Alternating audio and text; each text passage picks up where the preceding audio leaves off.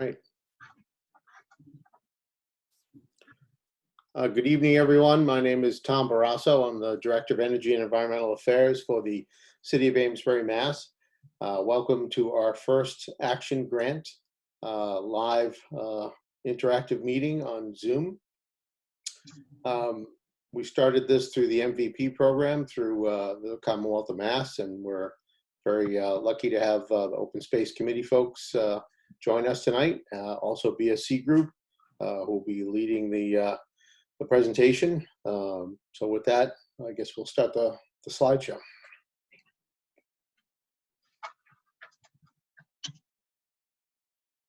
Hi everybody, my name is Allie and I'm from BSC Group, and I just wanted to go over some ground rules in terms of our meeting today. As you have noted already, your Zoom should have notified you that this video was being recorded, or this presentation was being recorded. We do ask that if you have your video turned on, that you turn it off if you don't want to be on camera. We have a way of minimizing it, but if people keep hitting on opening up their video, then we can all see each other. The recording will only be completed during the main presentation portion, and as well as it's going to be viewed live on Facebook. For those of you at home on Facebook, hello. We also want to make sure that when you are submitting questions, that if you are submitting a question via the Zoom, through comments, please make sure to include a public comment prior to your comment, just so that we can read it out loud during the question and answer portion. The same would apply for Facebook. If you are viewing us on Facebook, please make sure to preface your comment with public comment if you want us to review your comment and have a conversation of it online. If we do not get to everybody's comments and questions, we will get to them afterwards, so we will be posting responses. So just bear with us. Also, we hope that everybody is able to view us on the screen, as we're going to be presenting some pretty cool interactive information and requesting your public feedback. One more thing, you will note that sometimes we will be muting everybody. That's just because we want to make sure that we don't have any feedback in the background and that we can all hear each other.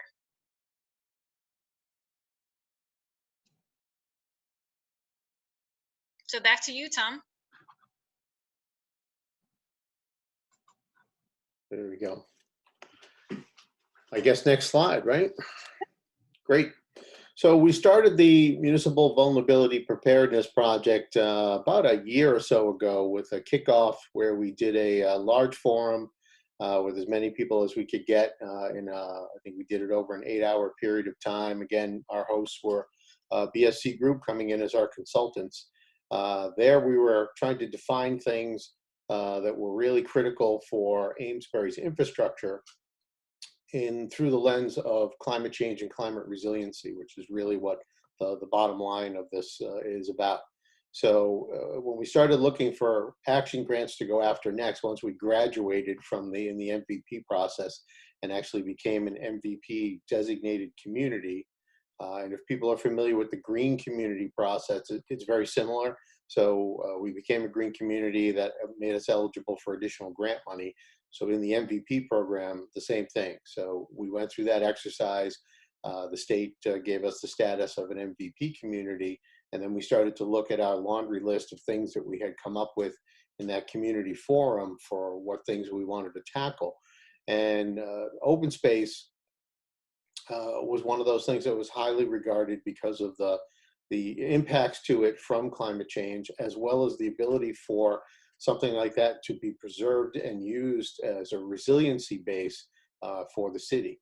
And everybody that lives here knows that Amesbury is a pretty wet environment. We've got multiple rivers, multiple lakes, and quite a vast array of wetlands, all of which sort of constitute sort of the large landscape that we have.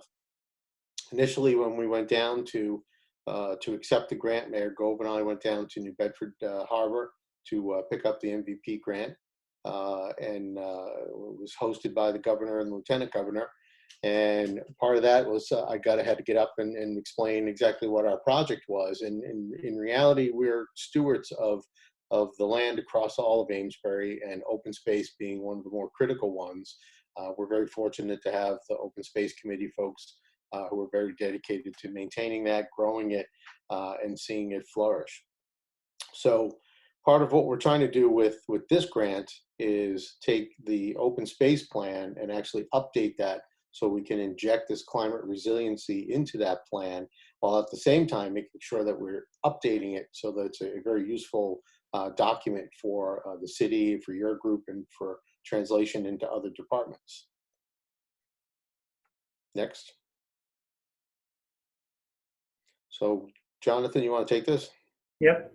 Good evening, everyone, and thanks for joining. Jonathan Sherwood, and current chair of the Open Space, Natural Resources, and Trails Committee.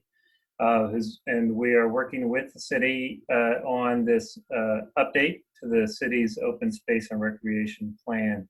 Just a quick note about that, those documents are developed in tandem with the Commonwealth and provided to the Commonwealth. The open space and recreation plans, and are essentially a planning tool that enables the city to be able to partner with the Commonwealth to pursue projects, grant funding for whether it's the development of recreational and open space assets, or the purchase of property, or the improvement of related infrastructure. So our current plan just expired last year, and so we're in the process of updating that plan for the next 7 years. So the timing of the MVP grant was good for us, and we've been able to really bring in some good capacity with the BSC group to help us get a good plan in place. So just very quickly, when we're talking about open space for the purposes this evening and for the purpose of this overall plan, I think folks have the straightforward sense of it as conservation land, whether it's privately owned or owned by the city, that's protected and is in a natural or somewhat natural state. But it means even more than that. And as you'll see in the materials that we'll present this evening, it means quite a bit more. And for the purpose of the open space and recreation plan, it includes everything from properties that are in a natural state to conservation land like Battis Farm, assets like the lakes and waterways that we have, but also the privately owned agricultural land, parks that we have that have assets on them, like the town park that is fairly fully developed with the different recreational assets all around it. Our athletic fields, which the city has invested a lot in the last 2 years to do a lot of study around the need for athletic fields, and that information will be directly incorporated into this report, into this plan as well.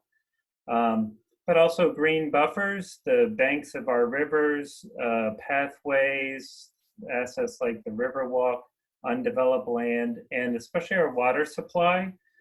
We, of course, draw our water, as everyone got their water report last week or earlier this week in the mail. We draw our water from the Powell River, and the city actually protects quite a bit of land around that resource, both upstream and downstream from the water supply, including several different emergency sources of water with Tuxbury Pond and Meadowbrook, and with the wellheads along the Powell River. So when we're talking about open space, that's what we're talking about, a pretty broad understanding of it tonight. So next slide. So I said a bit about that plan already. This plan will really, as with any kind of planning document, will serve the community as a bit of a roadmap for what our priorities are.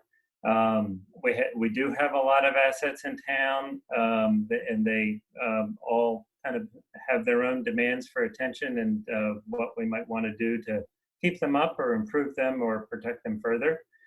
So the plan will help us with that. It'll help us integrate our recreational goals and needs into that with the things like the field study to enhance the quality of life for us by protecting the environmental resources.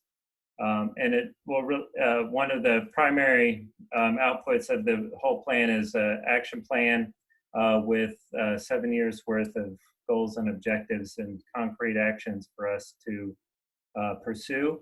And as I said at the beginning, it's really important to note, having the plan in place is what enables us to start applying for some of the state grants that can help us meet those goals along the way. So that's it. Go ahead. So I'll pass on over.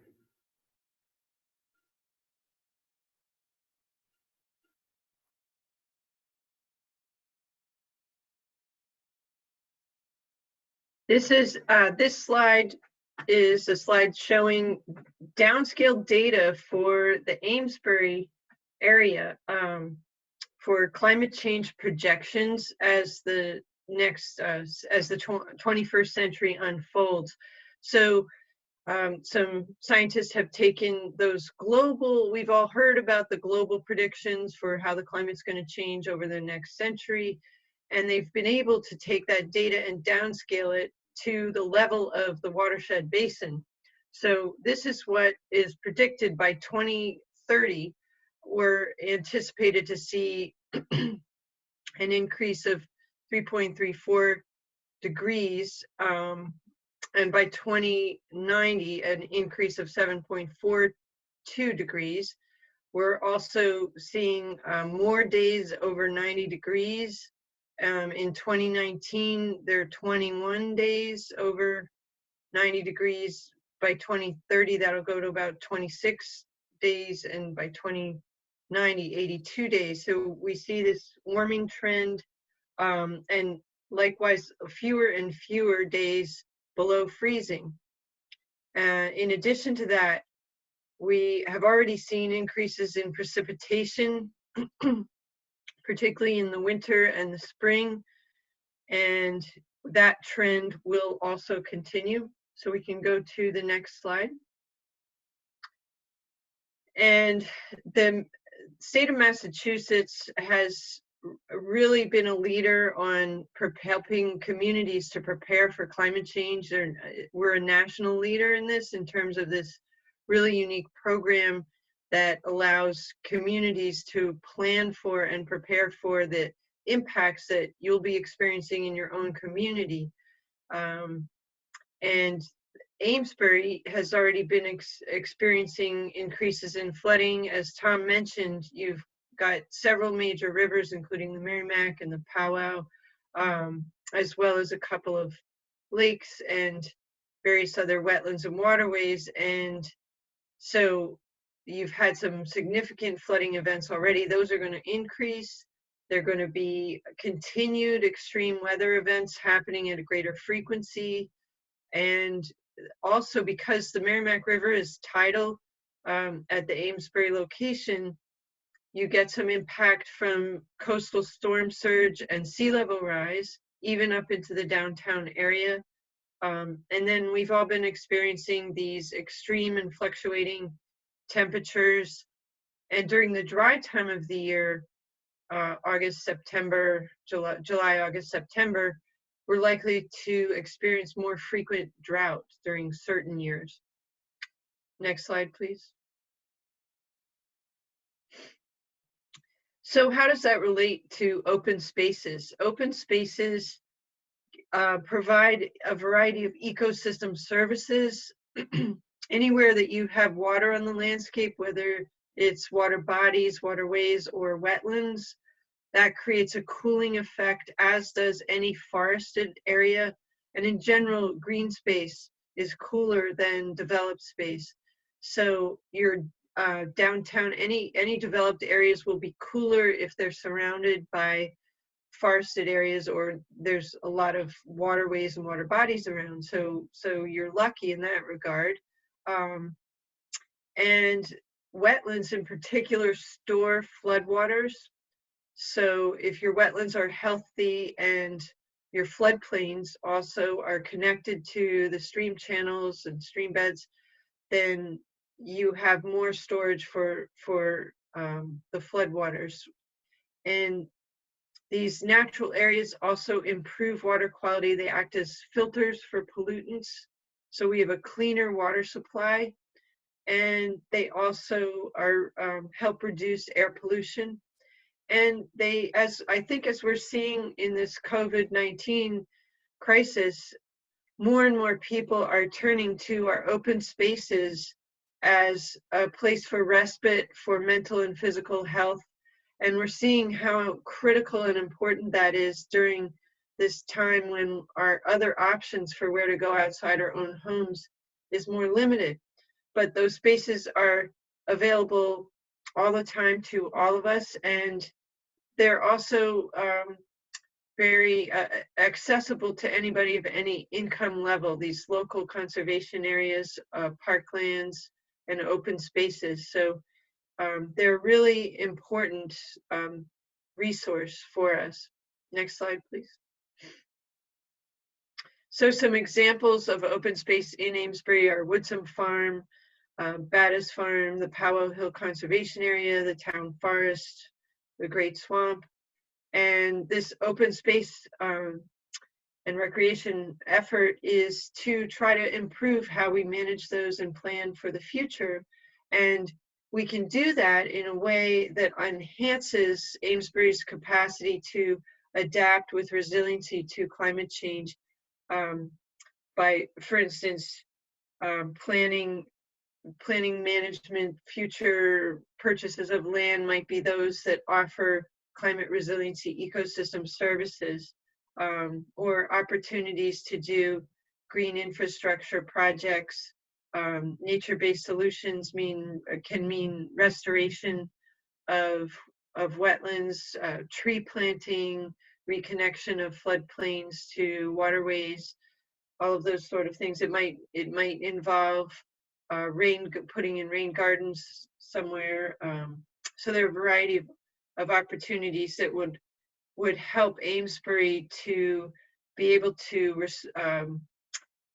go through these difficult climate challenges that we know we're going to go through, and bounce back with resiliency and continue to thrive as a community.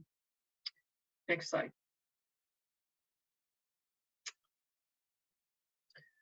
So one of the other speakers will cover this one.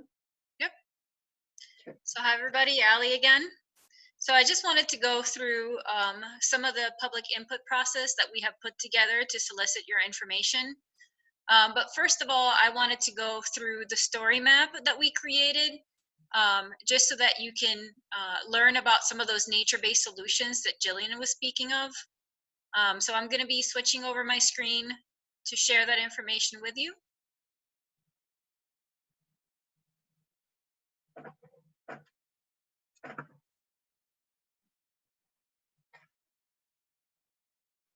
So this is the story map, and I'm going to go through this with you, and then I'm going to tell you how you can actually find it on your own in case you want to review it from home. So I'm just going to scroll through it pretty quickly just to tell you what's in here.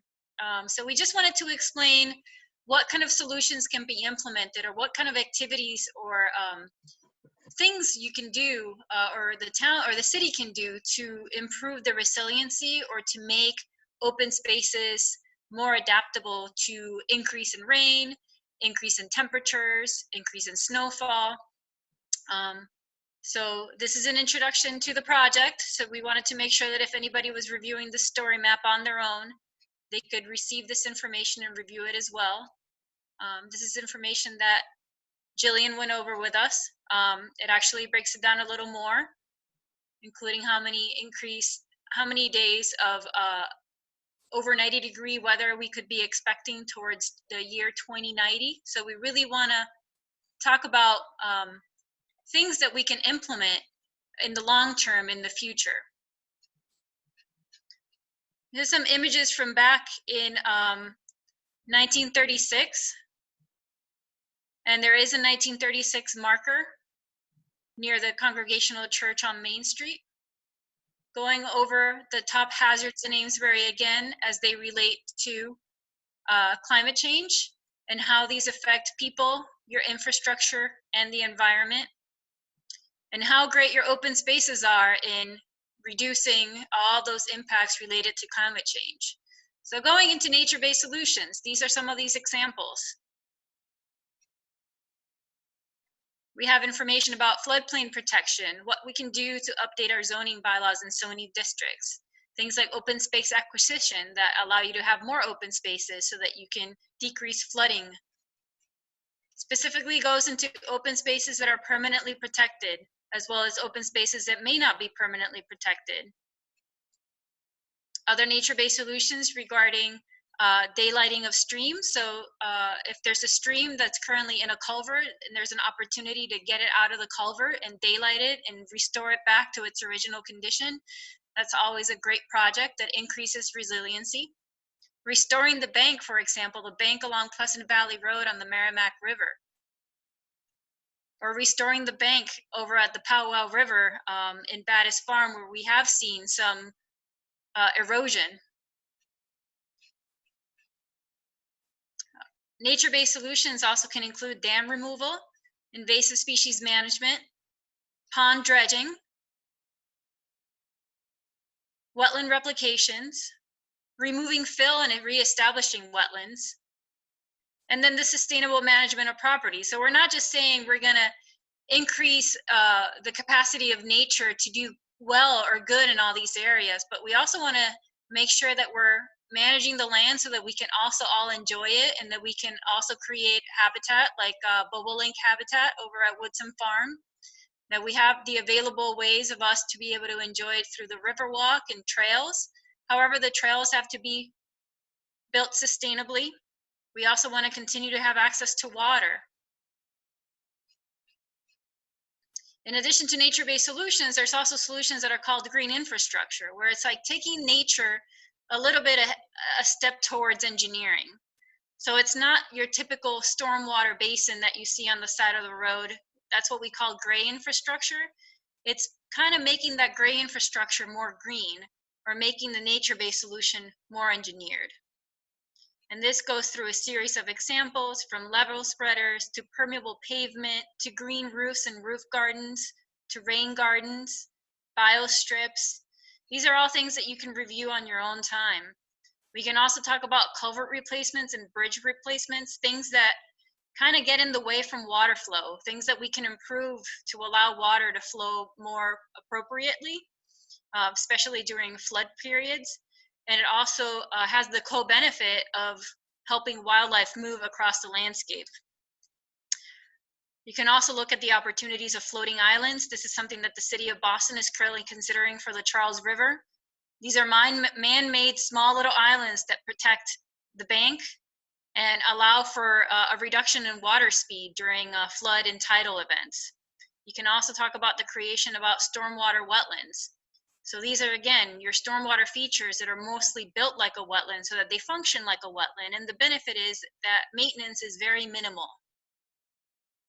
So we ask you, where do you think these nature-based solutions or green infrastructures, where can they be installed or proposed for Amesbury? And we went ahead as part of the MVP process and did a natural resources infrastructure assessment and identified some areas. And again, you can go through this at home. We came up with some ideas, and this is kind of just to get your creative brain flowing so you can start thinking about, oh, I remember going to this park or this open space, and I think that one of these items could be beneficial. And as you do that, we will give you the opportunity of actually providing that information to us in a map. So this is a website that we created as a hub for the project. If you Google Amesbury Open Space WordPress, it'll show up as one of your first hits on Google. I've tried it pretty much all day today just to make sure that it was working. On this website, we provide an introduction to the project, as well as links if you want to receive information or review information about what the MVP program and what climate impacts can look like for Amesbury in more detail. And then we give you 3 steps of information as well. Information that we need from you specifically. So you have the story map, and then we are also asking you to complete an online survey. And so you can reach the online survey through step 3. And we are asking you to provide your email and then go through a series of 16 questions that are specific to the open space plan. We are also requesting that you come up with some ideas while you're out on a walk, while you're enjoying the beautiful weather that we're having these days, or the rainy weather. Some people like to go out in the rain, and provide us with feedback that's specific to the parks. So if you click on that map, it'll actually open up a viewer. And this is, again, is interactive. It's for you to provide us with comments or for you to find out a little bit more information. It could be about your property. It could be about an open space. We really hope that it's about an open space because that's what we're looking for feedback on. But let's say we want to see what's available at Woodson Farm. So you can zoom in. You can click on the parcel and it'll tell you this is Woodson Farm. Let's say we want to implement invasive species management. You would go into this edit box,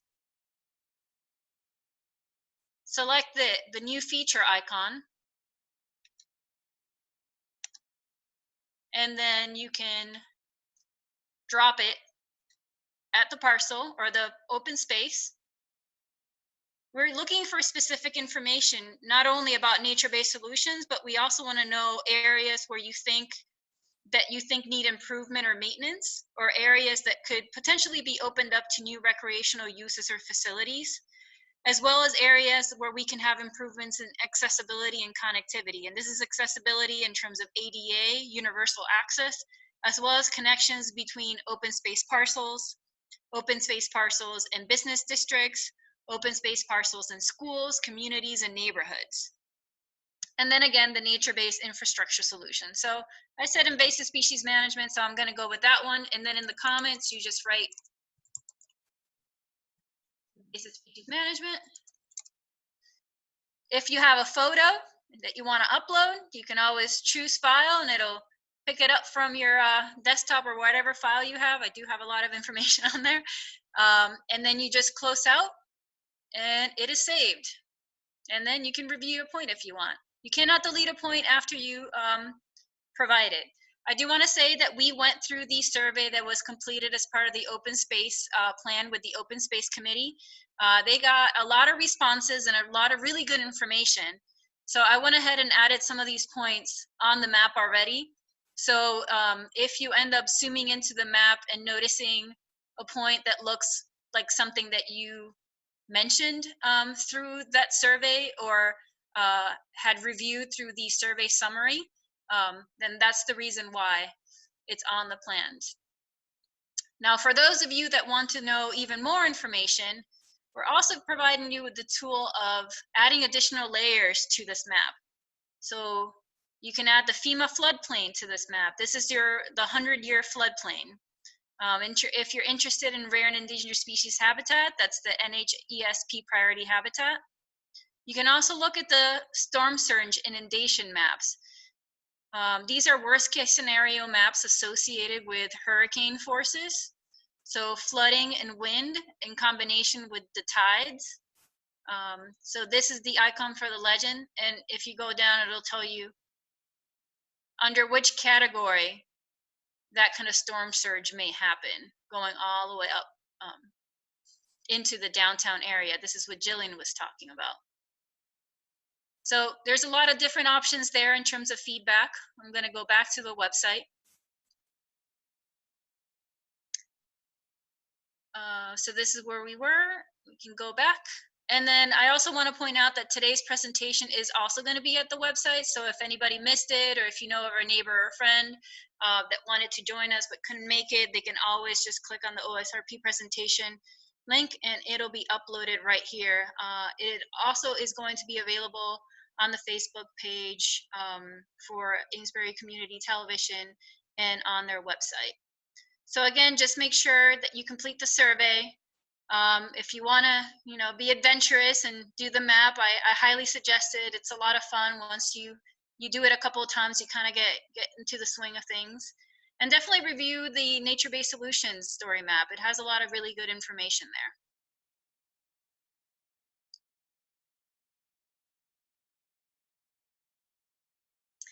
So I'm hoping everybody could actually see that while I was presenting. All the screens moving around. Okay, that's good. So again, here's a checklist for the information that we're requesting from you. Definitely visit the WordPress website that provides background information as well as the input that we're going to be soliciting. Then reviewing the story map for additional information, and then using the interacting GIS mapper or the online survey. We will be closing the open input period on May 1st, and that is just because we have to put together the plan and submit it to the Commonwealth for approval. So we do want to hear from you as soon as possible, and all of your input will definitely be valuable for the open space update process. Next slide.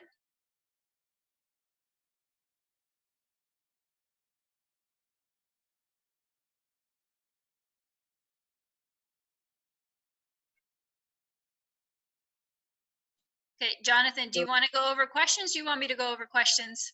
We only have had a few so far. So Okay. folks, the easiest thing if you're in through the Zoom meeting is to just put a comment in the chat, group chat. We have had a few come along, which have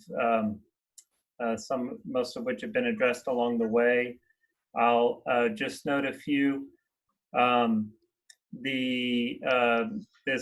The survey that is online, it is a supplement to the one that we did in the fall. We did get a very good response to that. We had about 350 respondents, which from a town our size is a really fantastic response. And we had a lot of not just answers to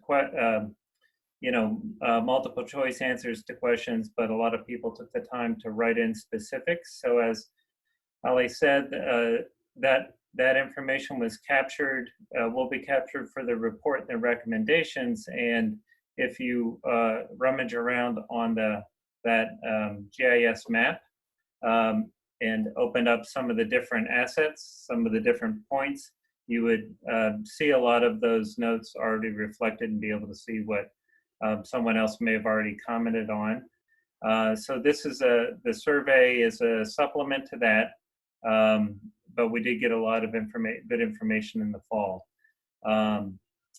Will there be directions on how to provide the comments on the map? That's a good question because I had to poke around with it myself to figure that out. And directions will be added to the WordPress site for you to look at. But I think once you open up one or two and try it out, it's pretty straightforward, and that will help us capture.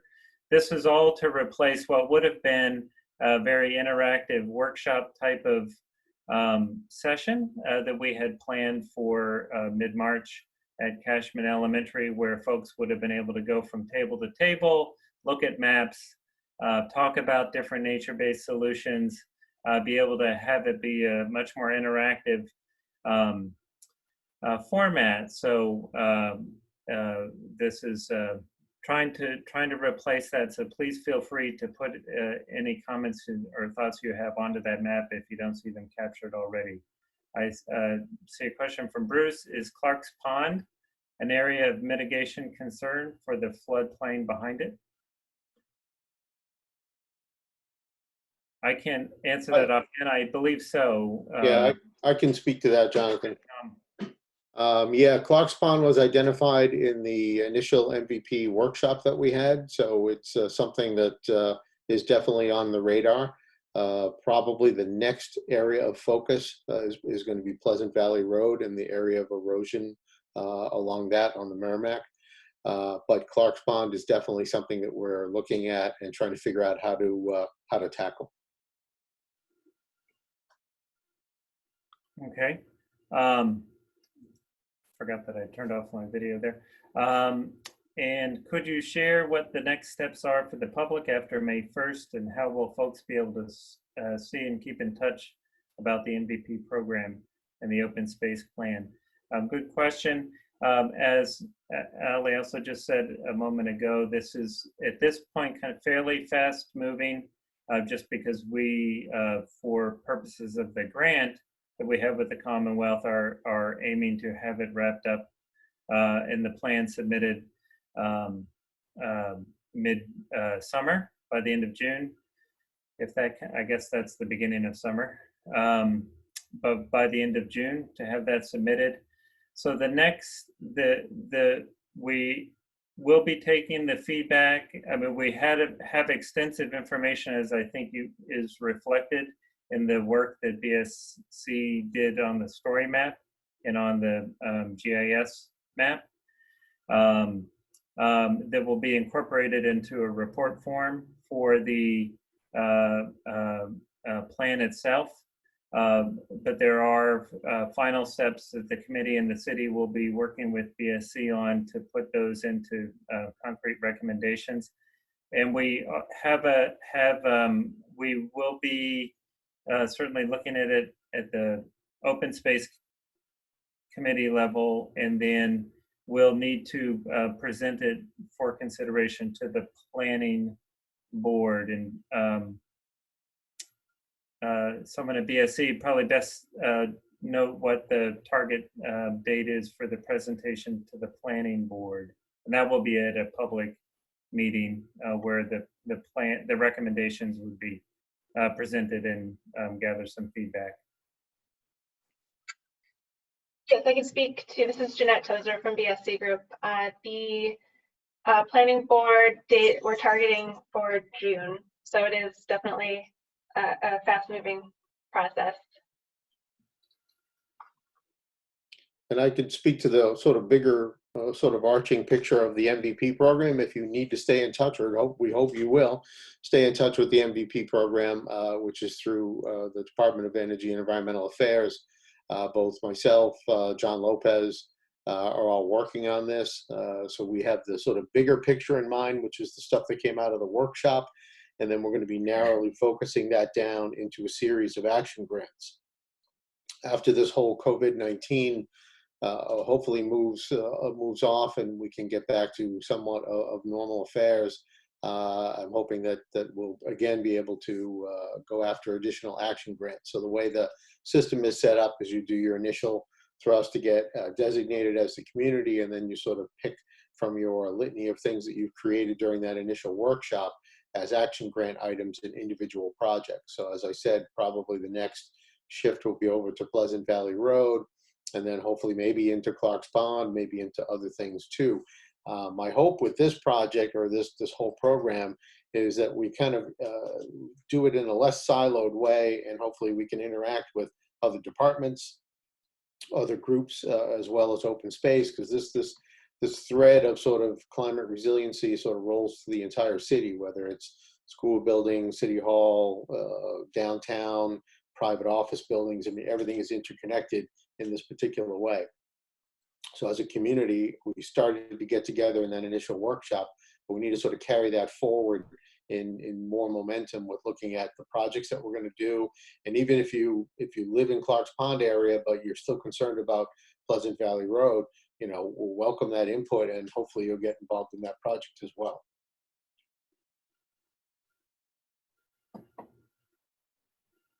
Okay. Any other questions?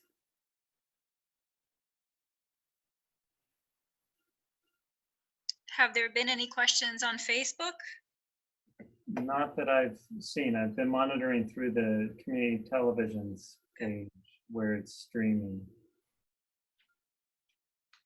I also wanted to comment that the nature-based solutions story map and the GIS mapper, for lack of a better term, they're both mobile friendly, and I would suggest actually to look at the story map on your phone, because you can actually zoom in on the phone and look at some of the smaller print that may not be as visible on the computer. Story map is a very fixed kind of software where you can't really change the size of the font and things like that. But on your phone, you can definitely zoom in and out.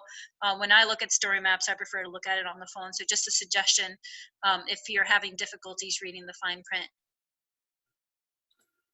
And we had one more question come in. Is drainage from the Cashman School area something that is being considered in terms of a long-term solution? Yeah, I think I can address that a bit too. Anything to do with that area, the Woodson Farm, Cashman School, the new school, everything's going through Planning Board, Conservation Commission in sort of the regular way, zoning, inspectional services. All of those things will be looked at, and I'm trying, if I'm in any of those meetings, if John Lopez is in any of those meetings, or any of the commissioners that may be on this particular call, and want to inject MVP, I usually try to do that in any of the planning sessions that I'm at. It's come up at some of the new school building meetings where we've mentioned that we are an MVP community, and we need to be designing to sort of that level of that specification. And I know BSC Group's involved in some of the peer review elements.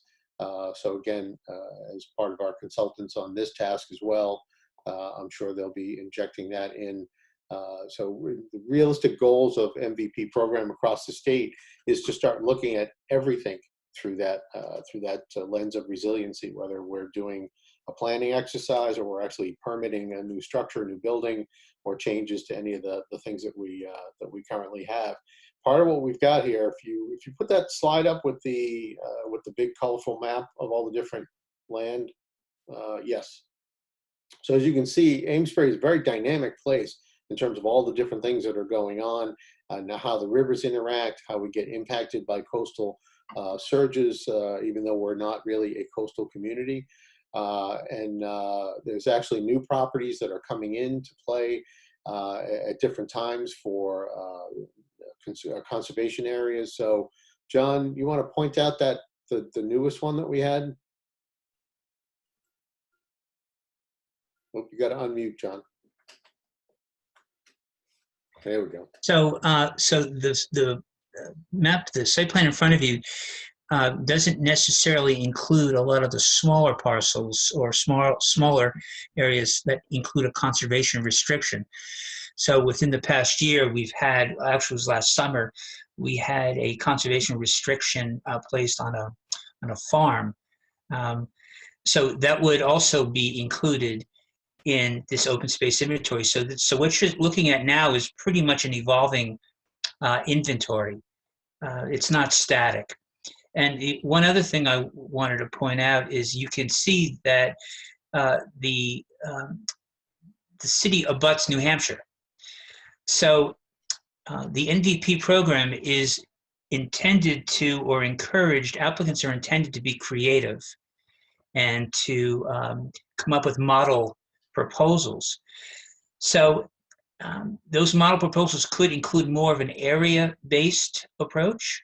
Area-based meaning not necessarily limiting the proposal to a political or jurisdiction, like a town boundary. So we share natural resources with New Hampshire as well as the abutting towns. And you can see, for example, one of the Lake Attitash. It's a perfect example of how it abuts and is partly under Merrimack, the town of Merrimack jurisdiction, and also is traced right up into New Hampshire.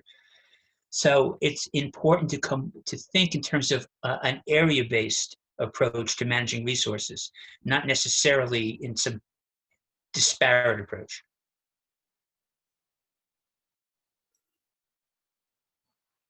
I have a couple more questions that came in.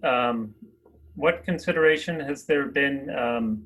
Well, this is two parts, two comments. Review the GIS data and the assessor's database show there are a lot of small city plots. Having worked with the consultants to review those, I can wholeheartedly agree that that's the case. A lot of small plots owned by the city. What consideration have there been given to creating access or linking these smaller assets, which when taken as a group offer a large area? I'll take a first shot at that, and then to say that that's definitely on our radar, and that's the kind of thing that when, for example, even last, well over a year ago now, when the city council they grouped a number of disparate parcels together into one large group for the Woodsum Farm, putting that under Article 97 protection.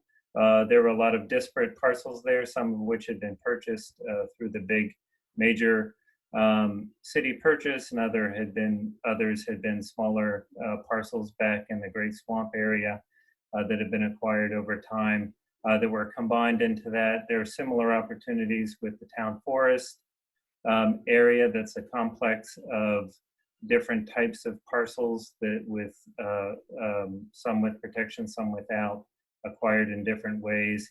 And as David, as you pointed out, there are other opportunities for trying to link parcels and create larger areas. So that's certainly on the, I think, on the cities and the committee's radar. I don't know if anyone else wants to respond to that. Yeah, one good example of that too, and just in terms of linking things, is the Riverwalk project, which again is going to link areas all the way across. That'll take you into Newburyport and Salisbury. So and having worked in other municipalities, that's always the case where you've got all these pockets of real estate that may be owned by the city, and trying to link them up sometimes is plausible, sometimes not.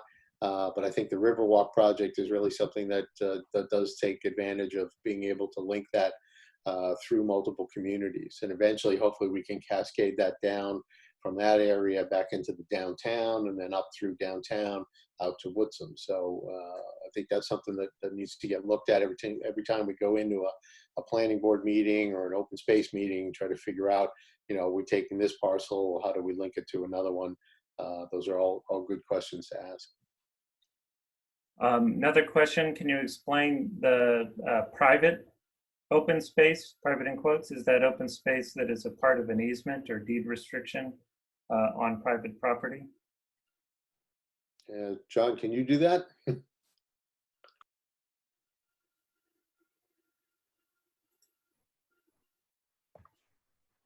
Okay, can you hear me? Sure. So as I was saying before, something like a conservation restriction, a property owner can willingly enter into a restriction on private property that prohibits certain activities.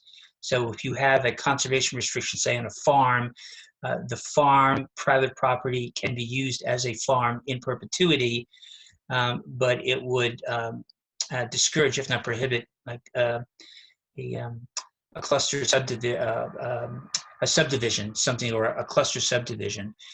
So there are a lot of people are also probably familiar with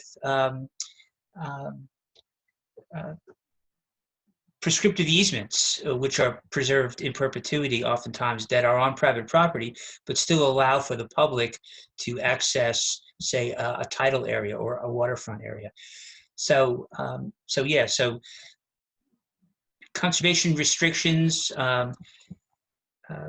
various tools can be placed on private property as well.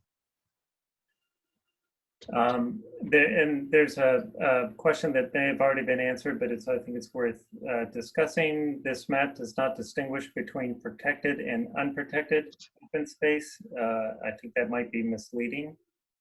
And Jeanette, you... Right, well, that's another good point. The public oftentimes confuses open space with conservation land, or that land which is protected or managed for passive recreation. Open space is kind of a generic term for municipally owned property. So it could include portions of Woodsum Farm. Open space also includes the water treatment plant. So there's a difference between open space and conservation land. Woodsum Farm has a large percentage of open space, but not all conservation land. There is a portion that is conservation land, which is where a lot of the bobolinks nest, the ground nesting birds. So that's an important distinction to make. Open space is not always preserved. It can be municipally owned land for a number of purposes. And as Jeanette points out, there'll be there'll be multiple maps in the product, in the report and plan itself, including ones that do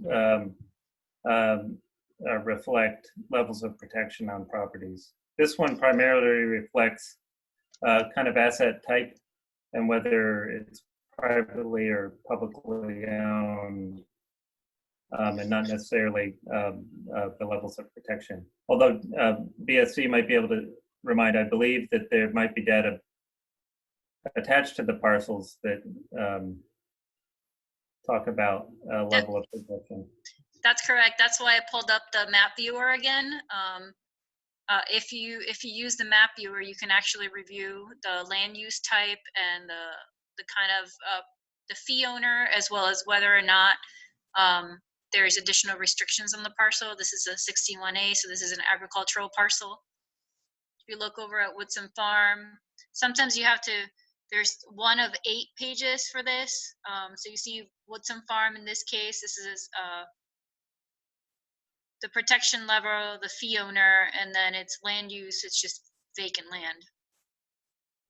So protection level P means that it's permanently protected.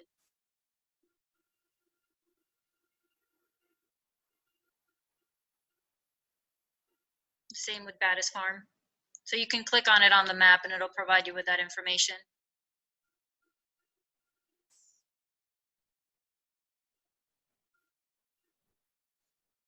Any other questions? I see that we're coming up on an hour here, which is great. I appreciate the questions and the time that people took. I did want to say the question regarding to linking the smaller parcels in the downtown area, that's definitely one of those feedback points that you can add on the map. So if you want to play around with it and add that comment, that would be great.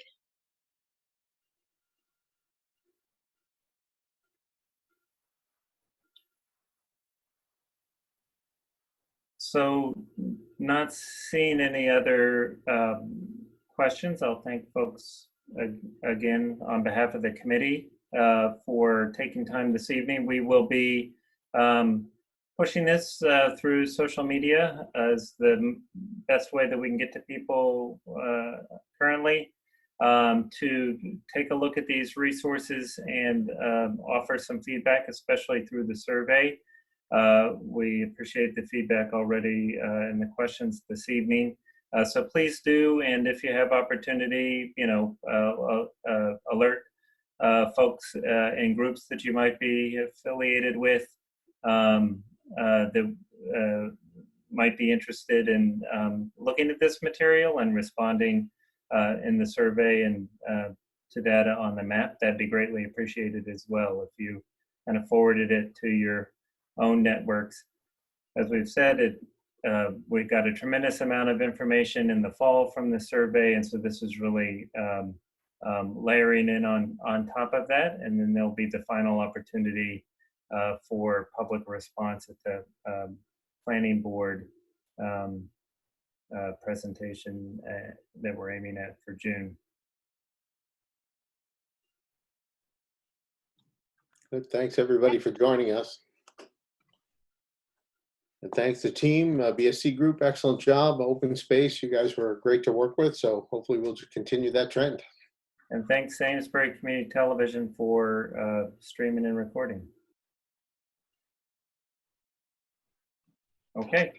All right. Thank you. Good night, everyone. Good night.